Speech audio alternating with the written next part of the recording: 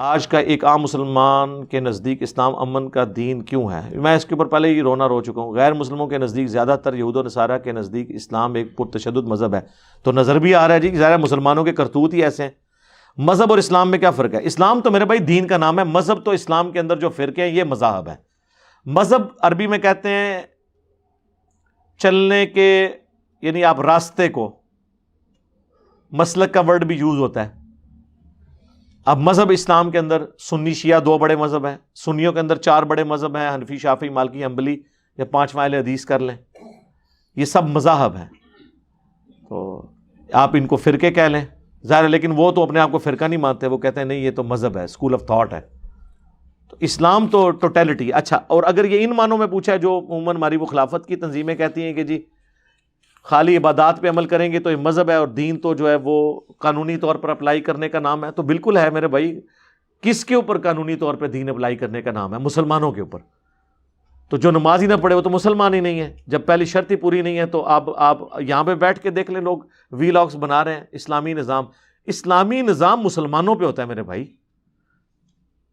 پاکستان کے شناختی کارڈ میں تو شاید 20 کروڑ مسلمان ہوں، لیکن قرآن کی روح سے وہ مسلمان ہیں؟ تو جب تک مسلمان ہی نہیں ہوں گے ان کے اوپر اسلامی نظام، اسلامی سزائیں، یہ دیوانے کا خواب ہے، کرتے رہیں، کچھ بھی نہیں ہونا، وہ ولنگ ہی نہیں ہے۔ دوسری بڑی بات، لوگ کہتے ہیں کہ جی ہم چلیں مکی دور میں کہتا ہوں جی ہم مکی دور سے بدتر دور میں ہیں۔ مکی دور میں کافر اور مسلمان الگ تھے، پتہ تھا یہ مسلمان یہ کافر۔ ہمارا دور صحابہ کرام سے زیادہ مشکل دور ہے، کیونکہ جو لوگ یہاں قرآن و سنت کی بات کر رہے ہیں ان کے مخالفین کافر نہیں ہیں، ان کے مخالفین وہ گمراہ فرقے اور ان کے علماء ہیں جو اپنے آپ کو اصل مسلمان سمجھتے ہیں اور قرآن و سنت کی بات کرنے والے کو گمراہ سمجھتے ہیں۔ مجھے بتائیں یہ زیادہ ورس کنڈیشن ہے یا صحابہ کرام کا زمانہ زیادہ ورس تھا؟ یہ زیادہ ہے۔ یعنی کبھی ہوا ہے کسی صحابی کو آیت یا حدیث پیش کریں اور وہ آگے کہہ دے سر تن سے جدا تیرا، یا تو نے رفع الیدین شروع کیا تو تیرے میں شولڈر توڑ دوں گا؟ بتائیں، نہیں۔ لیکن یہاں مسلمان کے ساتھ کر رہا ہے، سر یہودی عیسائی آپ کے شولڈر نہیں توڑیں گے رفع الیدین کرنے کے اوپر، آپ کو مسجد سے یا اپنے گرجوں سے نہیں نکالیں گے، مسلمان نکال دیں گے۔ ان کے اوپر اسلامی نظام کرنا ہے،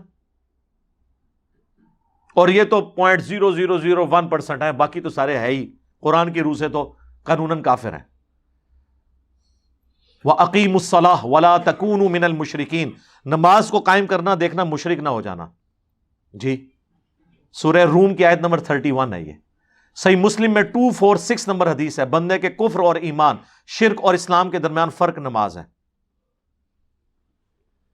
صحیح مسلم میں عبداللہ ابن مسعود کا قول ہے کہ تمہارے نبی کی سنتیں ہدایت کی راہیں ہیں، ان کو مت چھوڑنا۔ نبی علیہ السلام کے مبارک زمانے میں اگر کوئی بیمار بھی ہوتا اور 2 بندوں کے سہارے وہ مسجد میں آ سکتا تو مسجد میں آتا تھا، کہیں اسے منافق نہ شمار کر لیا جائے کہ اس نے مسجد میں نماز نہیں پڑھی۔ جامعہ ترمذی میں حدیث، ہمارا اور منافقین کا عہد نماز کے اوپر قائم ہے، جس نے نماز چھوڑ دی اس نے کفر کیا۔ جامعہ ترمذی میں عبداللہ بن شقیق تابعی کہتے ہیں کہ صحابہ کرام صرف تارک الصلاح کی تکفیر کیا کرتے تھے، یعنی نماز چھوڑنے والے کو وہ کافر سمجھتے تھے اور کسی کو نہیں۔ اب مجھے بتائیں پاکستان کے 22 کروڑ عوام میں سے کتنے مسلمان ہیں؟ پھر ہم آپ کے وہ وی لاگ سنیں گے جو اوریا مقبول جان صاحب حافظہ اللہ تعالی، یا ڈاکٹر اسرار صاحب رحمہ اللہ تعالی، یا باقی لوگ جو ہے وہ بیان کر کر کے تو امت کو کہہ رہے ہیں جناب نظام نظام۔ کیڑا نظام؟ کس دے ہوتے؟ میں انجینئر بھی ہوں آپ کو پتا ہے، اور انجینئر اپلائیڈ سائنس، میں پریکٹیکل فیلڈ کا بندہ ہوں، مجھے نظر آ رہا ہے کہ کیا میرے بھائی اگر سزاؤں کا نفاذ اسلام بنا دیتا ہے تو جائیں سعودیہ میں اسلامی سزائیں نہیں نافذ، تو اسلام آ گیا وہاں پہ۔ اسلام اندر سے آتا ہے میرے بھائی، اور پھر وہ ڈیمانڈ کرتا ہے تو اللہ تعالیٰ پھر جس طرح خلفائے راشدین کو اللہ تعالیٰ نے سورہ النور کی آیت نمبر 55 ہے کہ ہمارا وعدہ ہے کہ اہل ایمان کو جو نیک اعمال کرنے والے ہیں انہیں ضرور بالضرور زمین میں خلافت دیں گے۔ اور ایون شیعہ کی اپنی کتاب نہج البلاغہ کے اندر مولا علی کا خطبہ موجود ہے، وہ جو ان کی ڈسکشن ہوئی سیدنا عمر کے دور میں جب وہ قادسیہ میں جانے کا ارادہ رکھتے تھے تو حضرت علی نے انہیں روکا کہ اگر تم مارے گئے تو پیچھے مسلمانوں کی جمعیت بکھر جائے گی، تو تم قادسیہ میں اپنی جگہ کسی اور کو بھیجو، خود مدینے میں رہو۔ اور پھر انہوں نے کہا کہ اللہ کا یہ وعدہ ہے قرآن میں، سورہ النور آیت نمبر 55، کہ ضرور اہل ایمان کو خلافت دے گا، یہ ہمارا مقدر ہے، اللہ نے ہم سے وعدہ کیا ہے۔ یعنی حضرت عمر کے دور میں جو ایکسپینشن تھی اسلامک ریاست کی، اس کو اللہ کے وعدے کے ساتھ مولا علی نے جوڑا۔ تو یہ اس بات کا ثبوت ہے کہ وہ سیدنا عمر کو نعوذ باللہ غاصب نہیں سمجھتے تھے۔ تو میرے بھائی یہ پریکٹیکل چیز ہے، جب تک مسلمان نہیں ہوتا نہ وہ غیر مسلم کو دعوت دینے جوگا ہے، اور نہ اسلامی نظام کی وہ بات اس حوالے سے کر سکتا ہے کہ کر دیں۔ اور پھر وہ ایسے خطرناک کھیل کھیلتے ہیں جی، اتنے بندے اکٹھے کر لیں جا کے جناب GHQ پہ حملہ کر دیں، اتنے بندے اکٹھے کر لیں پارلیمنٹ پہ حملہ، تو کر کے نہیں دیکھے لوگوں نے کچھ ہوا ہے؟ مجھے بتائیں۔ یہ کوئی پرانے زمانے کی دنیا ہے کہ جس میں آپ بادشاہ کے تخت پہ چڑھ کے اسے قتل کریں تو ریاست آپ کی ہو جائے گی، جس طرح بنو امیہ سے چھین لی تھی بنو عباس نے۔ اب پارٹیوں کی حکومتیں ہیں میرے بھائی، آپ پرائم منسٹر مار بھی دے، اگلا پرائم منسٹر اسی پارٹی سے اور آ جائے گا۔ پچھلے پرائم منسٹر نائل ہوئے نواز شریف صاحب، تو خاقان عباسی اسی جماعت سے آئے نا۔ یہ تو نہیں ہوا کہ پیپلز پارٹی یا PTI کو حکومت مل گئی تھی اس وقت، 5 سال انہوں نے اپنے پورے کیے نا۔ اور پھر جب ملکوں کا نظام ہو، فوجی سسٹم ہو، پوری ایک ریاستی ادارے ہوں، ایک اسٹیبلش سسٹم ہے، اس میں یہ دیوانے کا خواب ہے، اس طرح کرنے سے کچھ بھی نہیں ہونا۔ میں تو کہتا ہوں اگر ایسے ہوتے بھی ہو تب بھی غلط ہے، جب تک کہ آپ گراس روٹ لیول کے اوپر دین خود ڈیمانڈ نہ کریں لوگ۔ جب پاکستان کی بچیاں چاہیں کہ وہ حجاب کریں تب حجاب کا ان پہ حکم لگایا جائے، باقی انڈیویجول کی مرضی ہے، ٹھیک ہے جو مرضی کرے، اس کے ماں باپ کی ذمہ داریوں سے ترغیب دلانے کی۔ حکومت کا کام نہیں ہے کہ زبردستی کسی سے یہ کام کروائے یا زبردستی مردوں کو داڑیاں رکھوانی شروع کر دے۔ یہ اندر کی بات ہے، کسی نے رکھنی ہے رکھے، نہیں رکھنی نہ، قرآن و سنت کے خلاف چلنا چاہتا ہے اس کی اپنی مرضی۔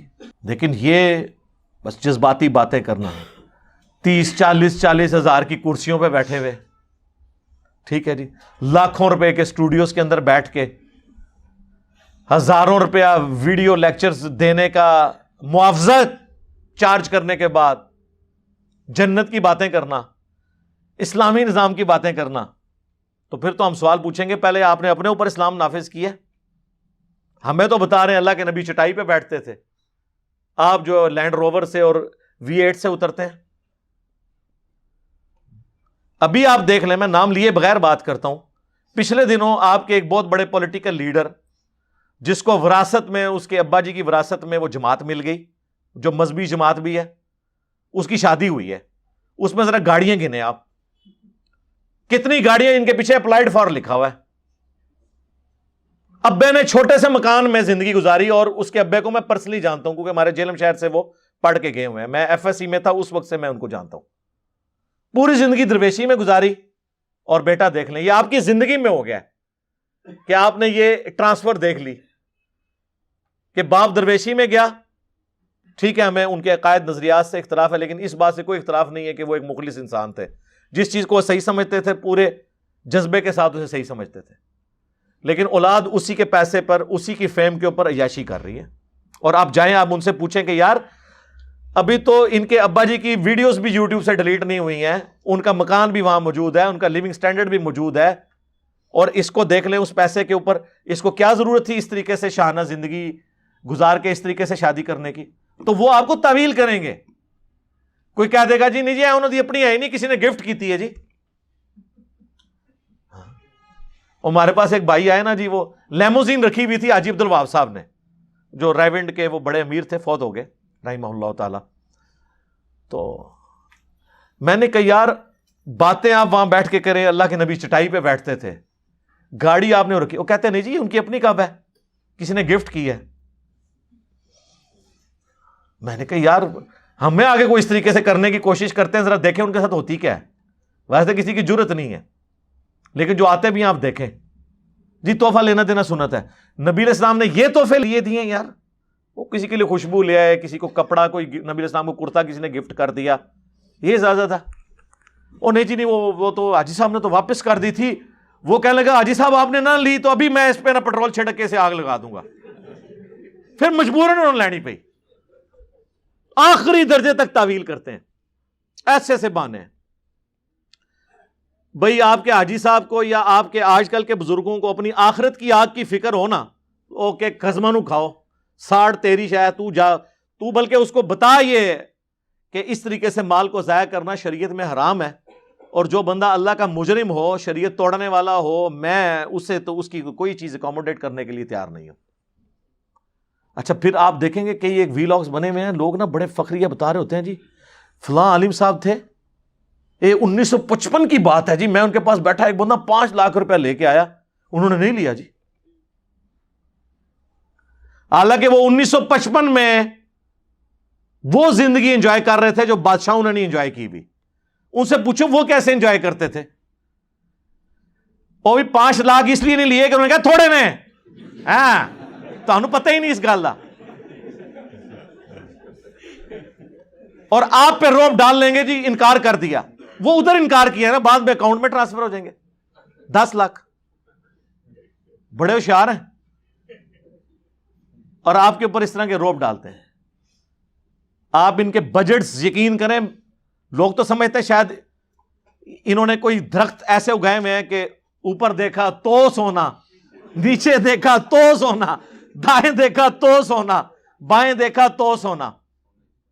ہاں حضور کشف المحجوب میں لکھتے ہیں یہ فکرے ان کی زبان سے تب ادا ہوئے جب اس درخت کے نیچے تھے جس کے اوپر میں چڑھا ہوا تھا۔ آپ فرماتے خدا کی عزت و عظمت کی قسم، پورا درخت، اس کی ٹہنیاں، اس کا تنا، اس کی جڑیں بھی سونے کی ہو گئی، سارا، ہاں سارے سونے کا ہو گیا۔ اب وہ جو ہے نا وہ مٹی اٹھانے کے لیے نیچے ہوا، تو نیچے دیکھا تو زمین سونے کی، زمین سونے کی ہے۔ یہ کیا ہوا؟ دائیں دیکھا تو سونا، بائیں دیکھا تو سونا، آگے دیکھا تو سونا، پیچھے دیکھا تو سونا۔ اب بابا جی نے کام کیا تھا، کیوں نہیں مٹی دیا ٹیماں پھڑان دیا، اور کہتا حضور کہاں سے پکڑاؤں، مٹی ہے ہی نہیں، جہاں تک نظر جاتی سونا ہی سونا ہے۔ بابا جی ایک سوال ہے بابا جی، اگر آپ ہوا میں سونا نکال سکتے ہیں بابا جی تو دیش کی غریبی کیوں نہیں مٹا دیتے بابا؟ جواب بابا جی، جب آپ خود سونا نکال سکتے ہو تو ہم لوگوں سے چندہ کیوں لیتے ہو بابا جی؟ جواب ہری اوم ہری اوم ہری اوم۔ یہ رانگ نمبر ہے، یہ رانگ نمبر۔ ایسے نہیں ہے، باقاعدہ ان کے ڈونرز ہیں جن سے یہ پیسے لیتے ہیں، ہنڈریڈز آف ملینز ان کا بجٹ ہے سال کا، ان کا لیونگ سٹینڈرڈ دیکھیں، اور پھر آپ کو وقتاً فوقتاً ایسی چیزیں نظر آئیں گی کہ وہ جو ملکی لیول کے غنڈے، بدماش، ڈانز ہوتے ہیں، ان کے جنازے یہ لوگ پڑھانے جاتے ہیں، ان کے 40واں پہ جاتے ہیں، ان کی برسیوں پہ جا کے ان کے لیے دعائیں کرتے ہیں۔ کیوں؟ اس لیے کر رہے ہوتے ہیں کہ وہ ان کے بینیفیشری ہوتے ہیں۔ باتیں مولا علی کی، ٹھیک ہے، فقر مولا علی کا ڈسکس کرنا، زندگی بنو امیہ کی گزارتے ہیں۔ یہ وہ لوگ ہیں جو چاہتے ہیں کہ دنیا ہم بنو امیہ والی گزاریں اور آخرت ہماری مولا علی والی ہو جائے، تو یہ دیوانے کا خواب ہے میرے بھائی، اس طرح نہیں ہوگا۔ صلو علی محمد وآل محمد، اللہم صلی علی محمد وعلی آل محمد واصحاب محمد اجمعین الی یوم الدین۔ I am a science student. I just want to ask how can I being a student can do the dawah. Student کے لیے تو یہ ہے کہ بھئی پہلے یہ دعوت کا جو لوگوں کو خمار چڑھ جاتا ہے نا، یہ اس ہاٹ سیٹ کے اوپر میں کو پہلے دن سے نہیں آ کے بیٹھا میرے بھائی، میری 45 سال عمر ہونے والی ہے، اس میں میرے زندگی کے 25-30 سال علم حاصل کرنے میں گزرے ہیں، ٹھیک ہے۔ تو دعوت کرنے سے پہلے آپ اپنے آپ کو ایجوکیٹ کریں، قرآن مکمل پڑھ لیا آپ نے ترجمے سے، اس کے نوٹس بنا لیے، امپارٹنٹ آیات جو ہیں ان کو نوٹ کر کے ان کو کریم کریں، ان کے ریفرنسز یاد کریں، پھر اس میں جو مشکل چیزیں ہیں ان کے لیے تفہیم القرآن پڑھیں، ہماری تفسیر قرآن کی آپ دیکھ لیں، اس سے ریلیٹڈ احادیث ہیں وہ آپ کے علم میں ہوں، اس کے بعد مشکات المصابیح، پھر جو اختلافی موضوعات ہیں، کیونکہ آج کے دور میں تو آپ آنکھیں بند کر کے چل نہیں نہ سکتے۔ اب میں بڑے افسوس سے کل یہ بات کر رہا تھا کہ ڈاکٹر ذاکر نائک جیسی ایک قیمتی پرسنالٹی مسلمانوں میں موجود، 3 ملین ان کے سبسکرائبرز، لیکچرز کی زبان انگلش، اور ویورشپ کتنی ہے؟ 20,000 25,000 30,000۔ تو افسوس کا مقام ہے نا.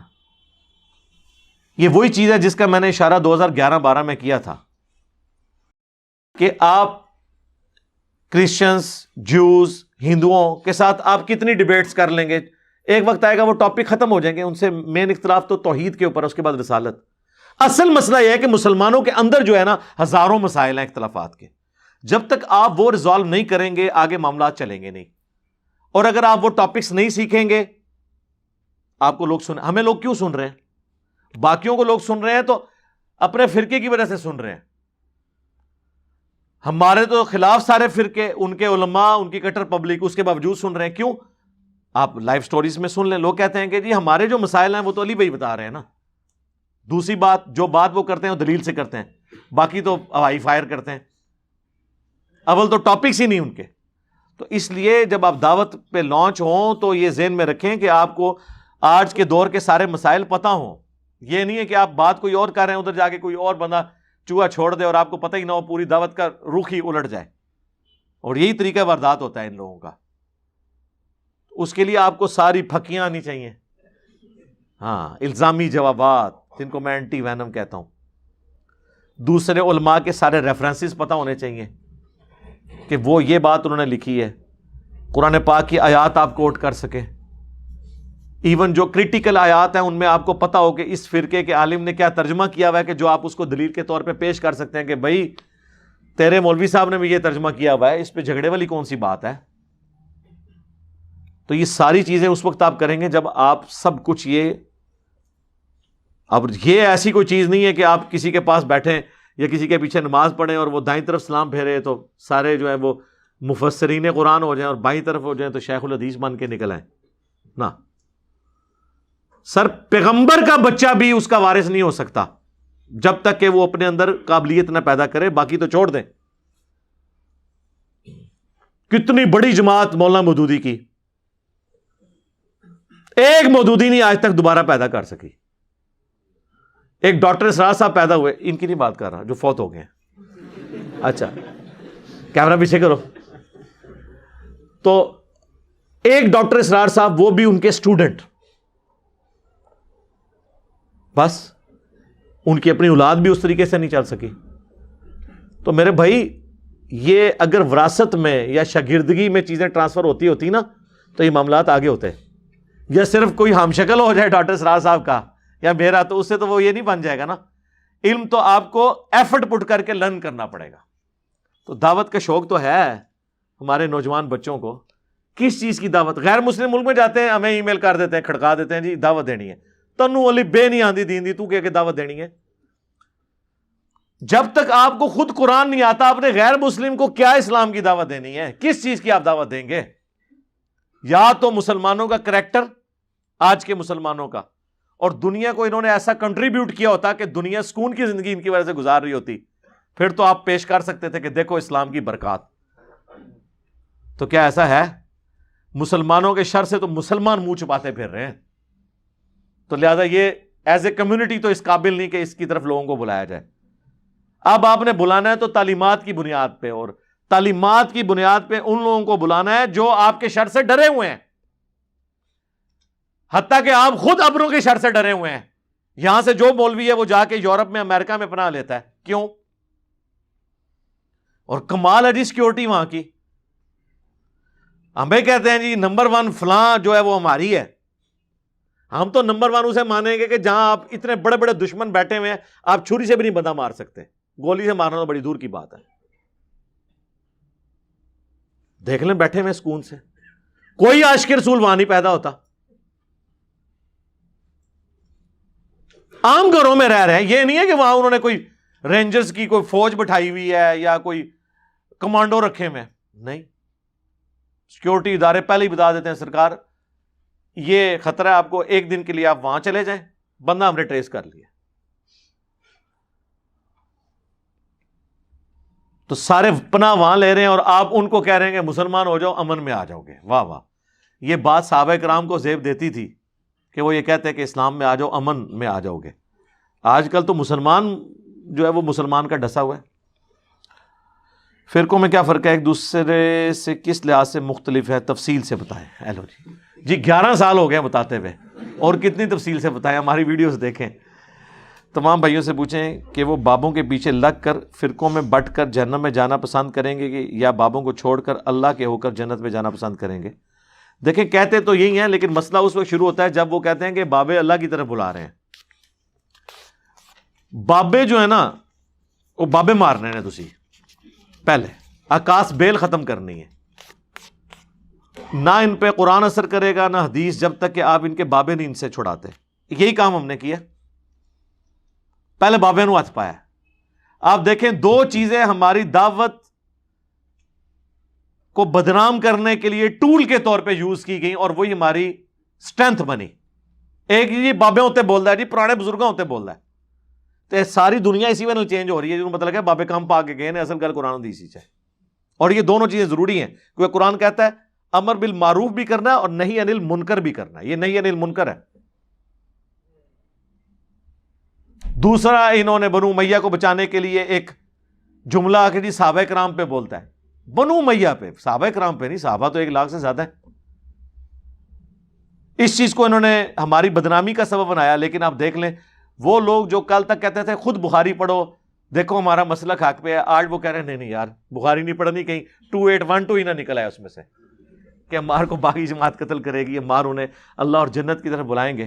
اب دیکھیں قرآن کی کوئی آیت نکلنے سے مجھے تو کوئی ڈر نہیں لگتا, بخاری مسلم میں کوئی حدیث نکلے ہمیں تو کوئی ڈر نہیں لگتا. ڈر انہی کو لگتا ہے کہ جن کے فرقے کے خلاف ہوتی ہے. ہم نے تو بنانا ہی عقیدہ اس کی بنیاد کے اوپر ہوتا ہے. اور جو جو انہوں نے پوائنٹ ہائی لائٹ کیے جی یہ والی حدیث کبھی آپ نے نہیں بیان کی, میں 10 سال پہلے کر چکا ہوتا ہوں. اچھا وہ حدیث میں بیان کروں نہ کروں, اس سے 2812 تو دنیا سے ختم نہیں ہو جائے گی, لیکن پھر بھی تمہاری خواہش پوری کی, وہ بھی بیان کر دی ہوئی. اچھا جی مسلم شریف میں تو ایک یہ حدیث تھی, یہ آپ نے بیان نہیں کی, اس کے اوپر میرے بھائی 6 سال پہلے لیکچر ریکارڈ کرا دیا ہوا ہے, تو نے نہیں نہ سنی. تو بات بتا کہ جو نہیں کرنے والی تھی اور تیری نظر میں تمہارے جو فرسودہ عقائد ہیں ان کو چھپانے کے لیے اس کا سہارا لیا جائے اور میں نے وہ بیان نہ کی ہو. اللہ کا شکر ہے اب بھی کوئی چیز آئے گی تو بیان کریں گے.